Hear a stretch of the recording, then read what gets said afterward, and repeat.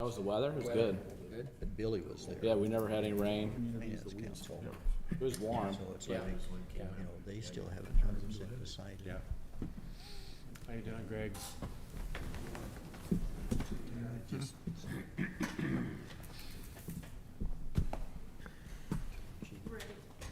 Okay. I'd like to call to order the meeting of the Planning and Zoning Commission for Monday, August 10th at 7 PM. Roll call, please, Gina. Rocco Gonzalez. Here. Mark Piantek. Here. Mayor Hagedorn. Here. John Borgman. Here. Ken Shear. Here. Chuck Watson. Here? Chad Briggs. Here. Matt Coleman. Here. Mike Wood. Here. Gary Kitchell. Here. Aaron Beckman. Here. Please rise for the Pledge of Allegiance. I pledge allegiance to the flag of the United States of America and to the republic for which it stands, one nation, under God, indivisible, with liberty and justice for all.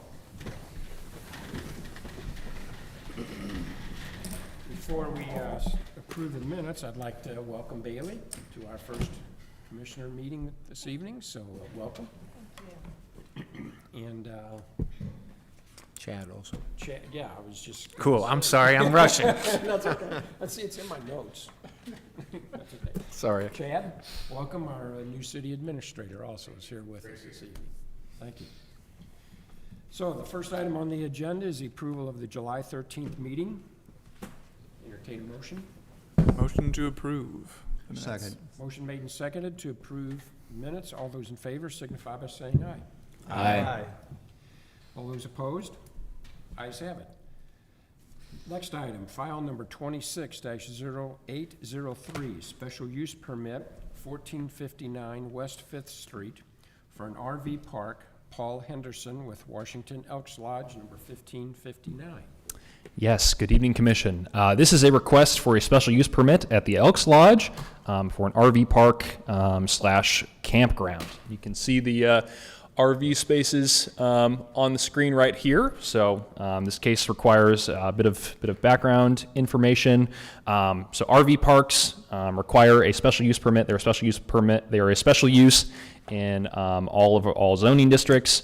So just a bit of context here. Staff received an inquiry from the public regarding if the Elks Lodge was allowed to operate an RV park on site that you see there, or I guess you can see the RV spaces per se. So they were granted a special use permit in February of 2021 for an RV park. However, special use permits must be utilized within a year of approval, and the Elks Lodge did not ask for an extension of the original permit. Permits were not pulled for the installation of the utility hookups, and the Elks was not able to provide adequate proof of construction beginning within that time. So that means that their original special use permit is null and void, and so this is a special use permit to get them in compliance with our zoning here. So some staff comments here. The RV spaces were installed April of 2024, or installed by April of 2024, I should say, as verified by Google Earth imagery. The RV park has been operating with no complaints for several years. Yeah, as I said, the permit is to get the RV park compliant with our code. We see no issues with allowing a previously approved use to continue operating. The RV park meets all applicable criteria, and we recommend approval. Any questions? Are they going to be inspected for the hookups and everything if they didn't get that initially? That would I would assume that that'd probably be a good I would good think thing that to should be do. a Yeah. condition of what we ask, to make sure they meet city codes. Sure. Yeah. Sure. Any, I have a question, Yeah. and this is just general.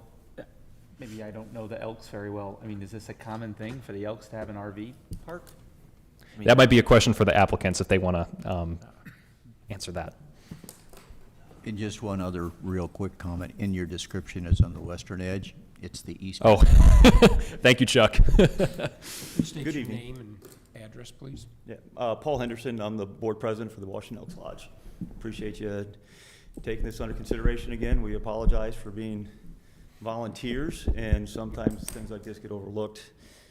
our boards turn over. So to answer your question, yeah, these are all just used by Elks. It's the only ones that are be eligible to use these 4 pads that we have in place. That's all that's been used since 2021. It's just, we have Elks organization members that travel across the country that we're out on the website. They have an opportunity to come to us and reserve a spot. So this last week's probably a good example of the longest time. With the fair, we had one of our spots used for 4 full nights. So that's basically it. We Is apologize. it full hookups, or is it just No, electric? it's electrical and water only. They have to use the dump station over on the North Drive, or take it with them. Interesting, I didn't know.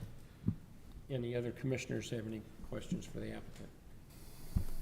As part of that, it's listed as only 1 week is allowed to. Is No, that that's part of something that the applicant chose to, it's just how you operate, correct? The week timeline, yeah, there's no conditions on there were no conditions on the original special use permit. We've got conditions placed on it where we're limiting that. And we've had no requests really longer than a 5-day period. And I think that's, family member came into town, situations like that. Yeah, and staff, we aren't recommending any conditions. Well, that's what to- you got for part in approval. your comments was guests may only stay a week. I'm sorry? That's what you have in part of your comments, that guests may only stay in, stay. Yeah, that's, something that So it's the not Elks. part of the conditions. of- No, that was just something, I was just describing their business practice. Okay. So. Any other questions from commissioners? Thank you. Thank you. Any other discussion on this item from commissioners?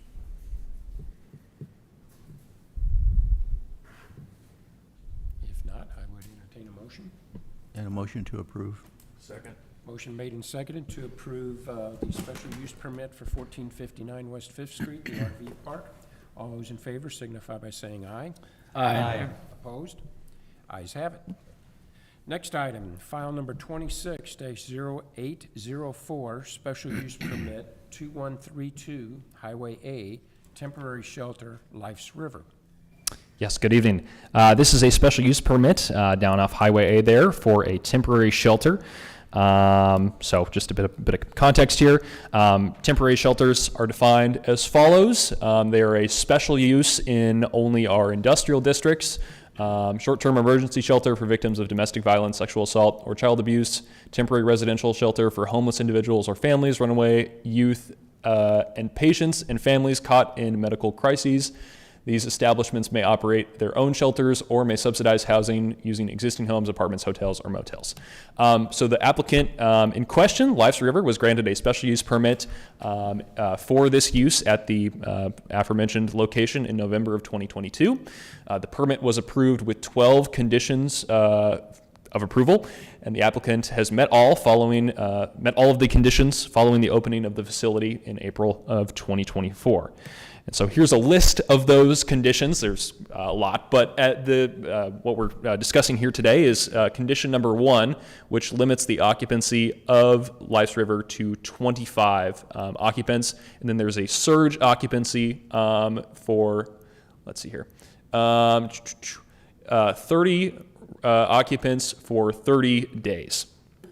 And so the applicants are requesting to revise the occupancy condition of their special use permit to be able to house 40 residents and any staff they may have.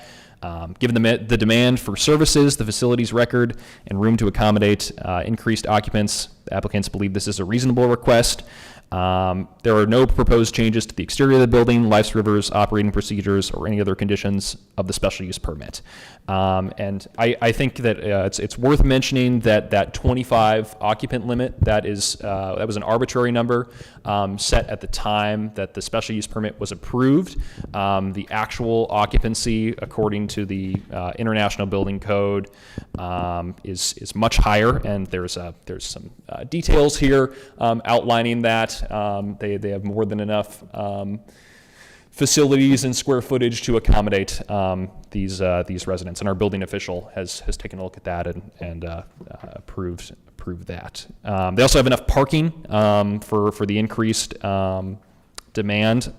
They estimate, and this is something that staff worked with the applicant on, is coming up with the required number of parking spaces, or the parking calculation for temporary shelters. There is no specifically defined parking calculation for temporary shelters, but we use the parking calculation for hotels and motels, since they have a very similar demand, to determine that. So with that parking calculation, they meet that as well. So just some staff comments about the request. The facility has been operated with few complaints over the 2 years it has been in operation. The International Building Code outlines the facility has more than enough room to accommodate the requested number of occupants. Proposed use meets all applicable special use criteria, and staff see no issues with allowing a previously approved use to continue operating. So we recommend approval. Any questions?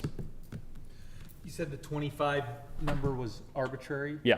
Who came up with that? Us? or I you? believe it was It was the commission. the commission. Okay, gotcha. Where did that come It from? was just a guidance, just to start. That's what, based on, I think, what staff had said at the time they expected to have, if I remember right from our discussions. And we agreed to that and to give them a chance. Yep. Because originally there was quite a bit of discussion about this. So those of you that were, Good word for it, discussion. and I think Greg. Hours and hours of discussion. Yes, it was a good discussion, Yep. so. So, sorry, I have one other question on that, because I wasn't a part of the commission when that first went down, but what about the local residents? Were they There a was little some, excited about it, and are they gonna be some- more excited now that, well, there was Okay. quite a bit of discussion with the residents and some that lived out there, and others concerned about what the facility was going to be bringing to the community. But I think their track record has proven, and it speaks for that tonight, the room's not packed. Their facility is in my ward. I have not had one complaint, Yeah. ever. there you go. So, I think they've had an excellent track record, and I think that speaks well for them coming back for this. And Matt, just a little clarification, I mean, it's like, that was part of the reason it moved out to the industrial area and stuff like that too, was because of the prior and the residential type thing and stuff, so. Any other comments or questions? The applicant is here if If anybody Both wanna- has questions, The only, I guess, just, it's just plain 40 is the max, there's no surge into it and stuff is all. believe that's. yeah, correct. just plain 40 was the request, and that's request what we're now and recommending. stuff like So. that. No, there's definite need. Anybody have any questions for the applicant? Does he think, do you think you're gonna get to 40? I mean, is there that, I mean, I know there's a homeless problem that you're trying to help with, but do you see you maxing out at 40 pretty quickly? Address, My please. understanding from Greg, name and the address, architects, excuse me. My name is Greg Holbrook, 500 Brayburn Court, Washington, Missouri. I've been told, and I refer to the architect on it, the maximum capacity of that building is 49. Internally, we don't believe we can house more than 40. At 40, we think logistics it gets too crowded. Yes, we could put them in there, but no, we don't want to. I would tell you that we will probably go to 30. We will see how we operate at 30. We'll see how things operate. We'll see what the need is, and we'll see how it goes from there. The ask for 40 tonight is strictly so I don't have to come back. Right. Oh, you don't like Really the being reason here that's with where- us? That's where the 40 comes from. We won't have to come back. I cannot see a case in that building that I would ever try to ask you to let me put more than 40 in there, even though I think the design criteria would allow it. I can't believe me asking for it. I can't see me doing that. Do you think you'll get 40 occupants in there? I mean, do you think there's enough demand to get that many people right now? It varies. We've been full. We're not full right now. We've been full, and at one point when we were full at 25. We had a waiting list of about 4 or 5. That would have taken us up to maybe 35. That's probably, I'm going to tell you 35 to 40 is probably the max. That seems to be that you're working with? Yeah, the number go up and down. Right, yeah. The average stay in the house is 121 days, which is shorter than I thought it would be. Since we've opened, we've had 3,698 nights, resident nights. So communal living is difficult. And people think they can deal with it, but after a while, they start struggling with it. And I can see it. Privacy is an issue, space, it is lots of things. So it's encouragement for it to get out. So there's going to be a constant turnover, which is fine for us. We feel that the people who have come through the place, 85% of them are better off than when they left. Now, we've had some walked right back out into the same environment. They got nothing out of it. That's fine. We're here to help. But 85% of the people we feel are better off when they leave. And we've had about 30 that I would tell you are success stories. They came in, they had nothing. They had no jobs. They couldn't balance a checkbook, left and are in apartments with jobs. That's a complete success story. That's what you hope everybody got to, but really it's not going to happen. So. Thanks, Very Greg. good. Any other questions for Greg? Thank you. Any other questions from commissioners? I will say that I have to abstain from the vote because I'm on the advisory board for Life's River, for the record. Yep, I have to abstain. I'm on the executive board for Life's River. And I get to abstain because I'm the architect for Life's River. So that's why, I'm not going to abstain, but I'm going to make a motion that we approve this. And I'll second it. very good. Motion made and seconded that we approve the special use permit for Life's River up to a capacity of 40 residents. All those in favor? Aye. Opposed? Ayes have it. Thank you. Thank you, guys. You guys. Next item, 26-0801, code changes, home occupations, discussion, recommendations. Yes, good evening. So I brought this before the commission in April or May, I don't remember which month, but anywho, this came about because we had a special use permit request. For those who were not on the commission at that time, we had a special use permit request for someone to operate a home to operate a school out of their home. In doing that, the commission tabled their request for staff to research kind of more precedent about how our home occupation rules were treating that use. And what we found out pretty quickly was that in 2022, the state of Missouri passed several bills governing what municipalities can regulate concerning home-based work and home-based businesses. So the statute that we're going to be talking about, several statutes that we're going to be talking about, defines home-based work as any lawful occupation performed by a resident within a residential home or accessory structure, which is clearly incidental and secondary to the use of the dwelling unit for residential purposes and does not change the residential character of the residential building or adversely affect the character of the surrounding neighborhood.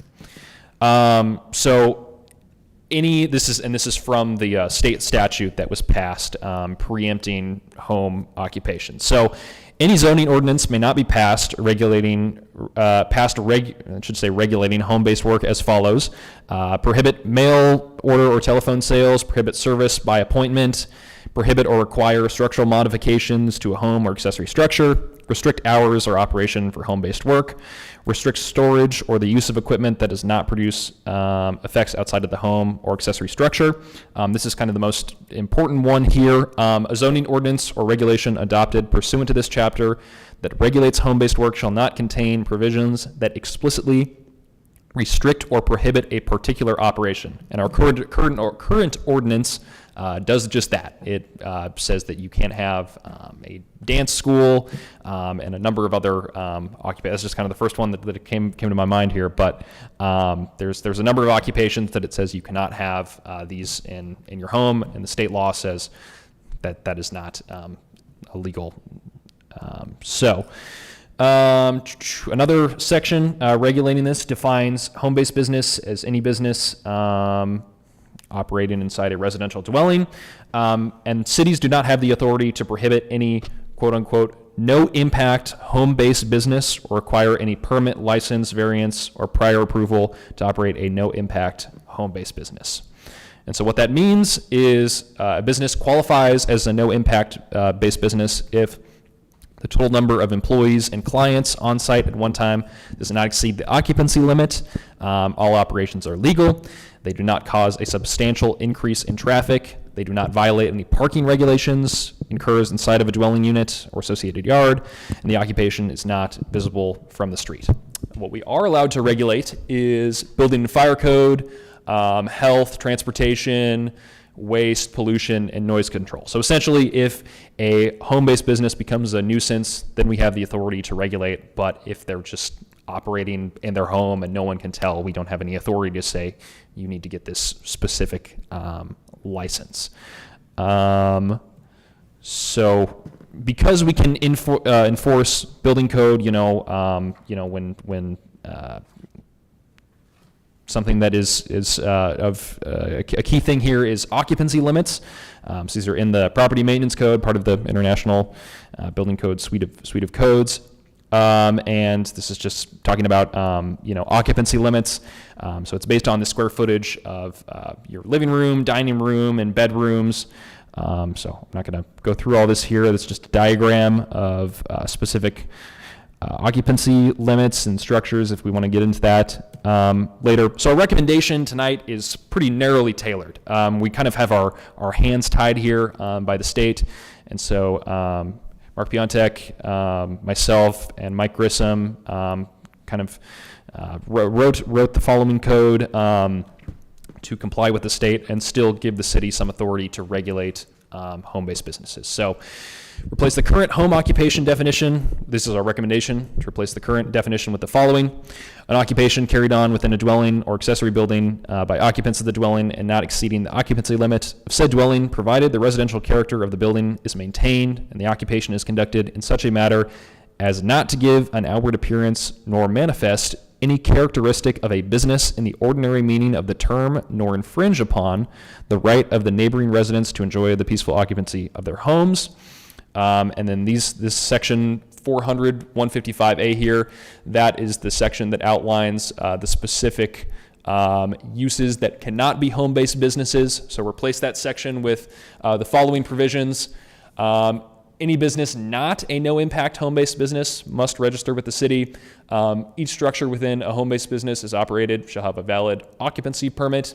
Businesses are permitted to operate in the structure, rear yard, or side yard. No visible evidence of the business. There shall be no visible evidence of the business from the street. Shall not create a nuisance. There shall be sufficient off-street parking. The businesses shall stagger third parties to minimize traffic impacts. They shall only be operated by the occupant of the dwelling. The total number of residents, employees, and customers shall not exceed the maximum occupancy limit. Home-based businesses shall comply with state law, and no home-based business shall involve the use of any hazardous or explosive material. So that's a recommendation.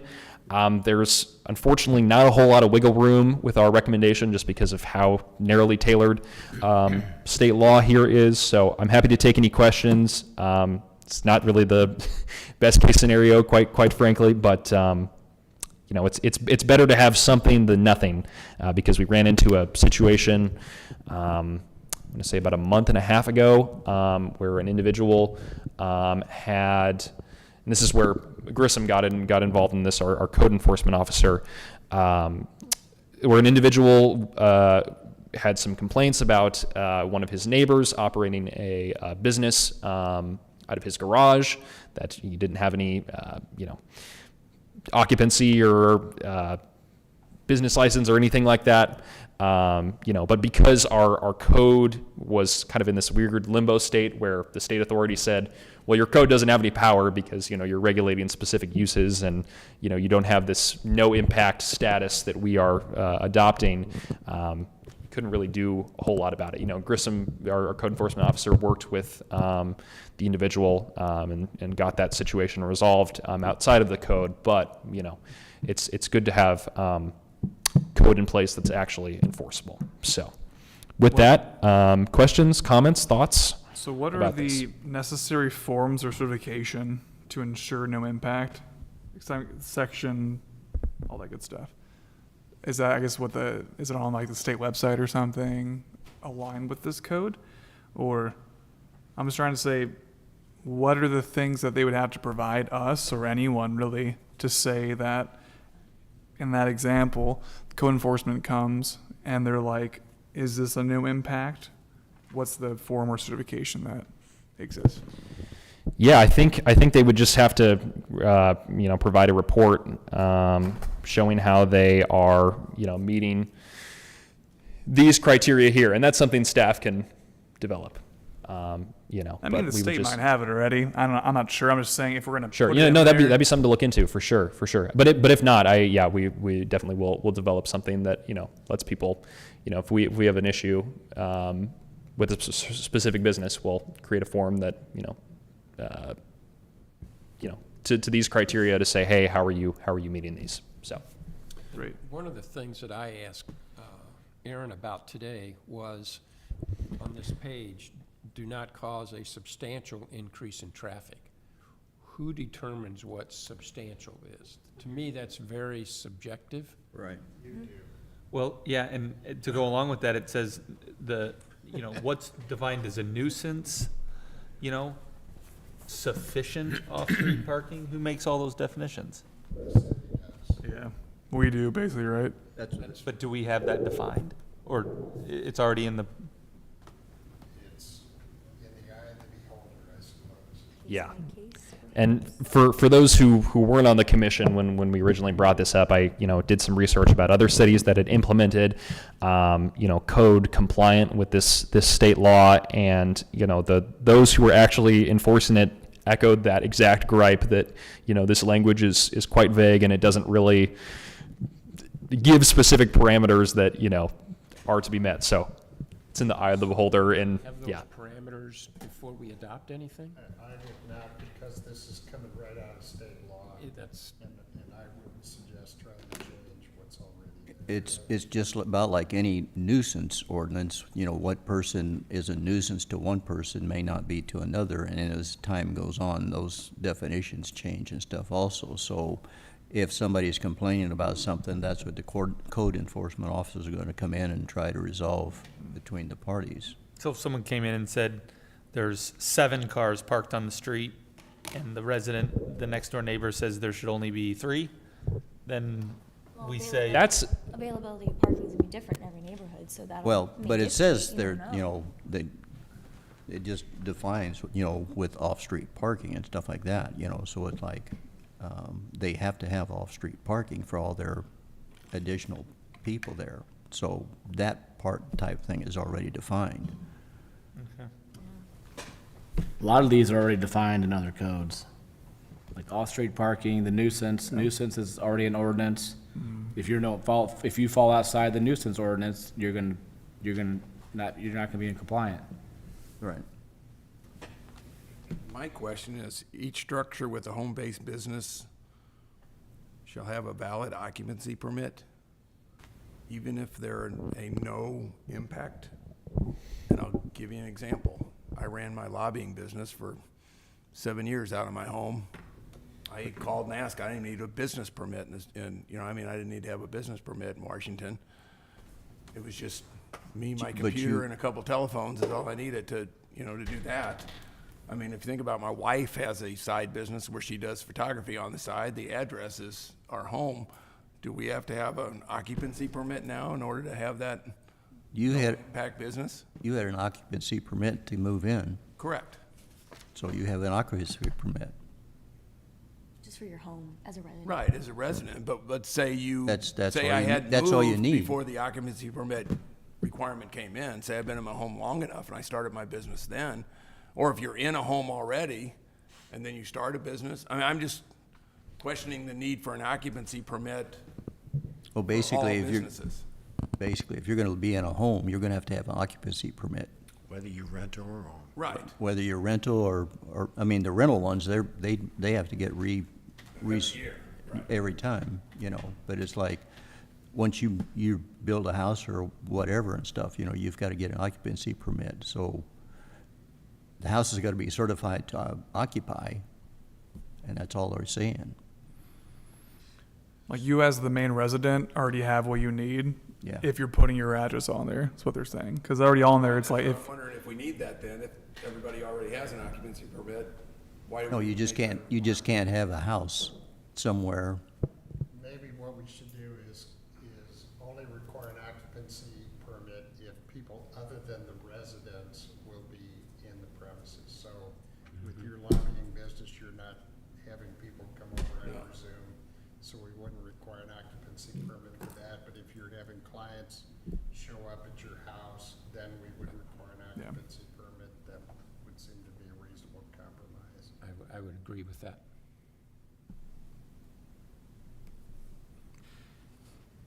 And those we can write ourselves, right? Right. Okay. What does the rest of the commission feel about that particular item? I see what you're saying. right? Pretty reasonable. makes sense. Consensus? Yeah. So let's make that change. Okay. Aaron, so there is no business license required, is that correct? I mean, there are business licenses required for, you know, Specific businesting. Right. I'm sorry? Like for specific industries and stuff like that. No, yes. Interesting. Any business is, that operates within Washington is required to get a business license. So we would tell them, Is there a fee involved with that? just the normal fee. Okay. Wouldn't be anything different than Okay. any other sort of business, so. But we wouldn't make them, if they were operating if someone called and said, hey, I want to have a lobbying business out of my home, we wouldn't we wouldn't say, oh, well, you have to get this extra permit, Got it. and pay an extra fee. It would just be, whatever's standard, so, Got it. Okay. yep.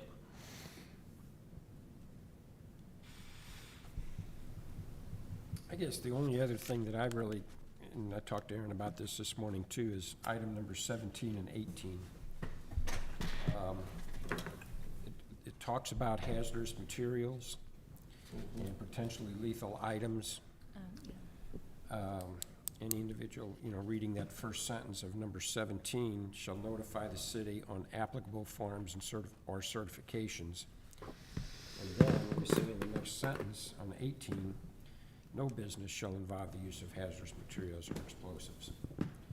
So, Yeah, I think what happened here is Mark wrote one of these provisions and I wrote another one, and we just didn't get that. So I guess I'll defer to you, Mark, if we can regulate out hazardous materials or. We'll clean it up. Okay, good deal.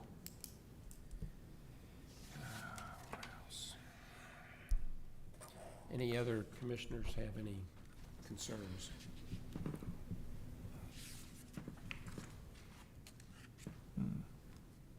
So are we gonna take 18 out of there then? Yes. Okay. So what do you guys need from us tonight? Well, ideally, a recommendation to put these with the changes you've requested to forward these to council. So is this, with these regulations, then if somebody starts a home business and they don't apply for a business permit or anything like that, is it all just still complaint driven? Absolutely. Mhm. Okay. Yep. And I think that Typically is, yeah. right. Yeah. So the forms that's referenced in here, do you have those developed already? No, I do not, but I will, So those would have to be developed by staff and. Yep. And used by a building department. Correct. Or whoever. Correct. they apply to. yeah, but those, I mean, that's real, I can get those together tomorrow, so Okay. that's not a tough ask. Just seems like there's a lot of moving pieces. There are. There are, but at the same time, it's like the hands are tied to quite by the state. Right now is we're out of compliance. We Right, gotta do something. Right. right. Yeah. By the state statute. Right. Don't want that. Okay, any other suggestions or things we want to change? I'll move we approve with the changes as recommended. Second. Motion made and seconded that we approve the home occupation code changes with recommended changes between you and council. And all those in favor? Aye. Right. Opposed? Ayes have it. Very good. Good job on this. Anything else, Aaron? Don't think so.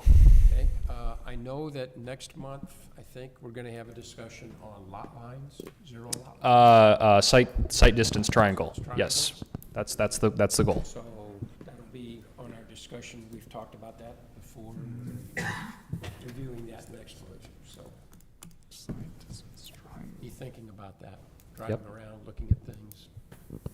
Yeah, for anyone who wants more information, I'm happy to provide. So you can Gotta ride get your in the mind fire truck thinking. today to see what's what. Corners, so. Nice.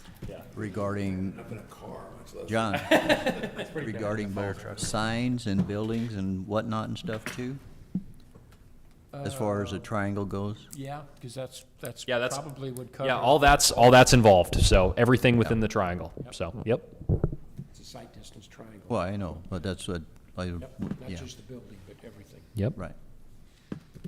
Okay, if nothing else, then I would entertain one last motion. Motion to adjourn. Second. Motion made and seconded that we adjourn. All those in favor signify by saying aye. Aye. Ayes have it at 7:37. Pretty good. There you go. Bailey's first one. Yeah. We'll try to Yeah, I was like scared us three. off. Get used to I it. plugged in for like an hour. Well, it's like. Yeah, you should come more often. It takes a long time to charge. No, I